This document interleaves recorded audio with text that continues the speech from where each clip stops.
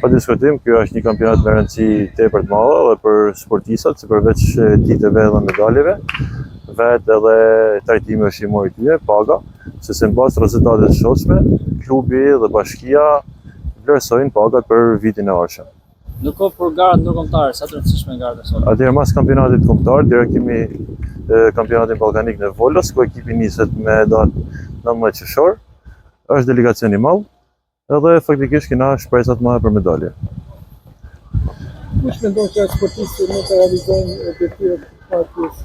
Atëherë kemi 3 sportista për medalje, Gjipsi Moreno, Franco Burrej dhe Markelo Mema në hedhjen e çekiçit.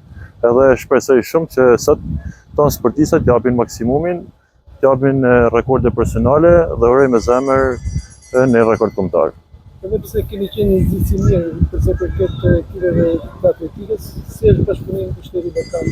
Të arritet si sportive? Pa diskutim është shumë mirë dhe shpresojmë shumë që dje faktikisht ka marrë fjalën nga Komiteti Olimpik dhe nga Ministria që atletika në shtator do jetë pjesë e ekipeve sportive, edhe besoj ka me na pështu dhe do jetë një ndihmë shumë e madhe për gjithë sportin shqiptar.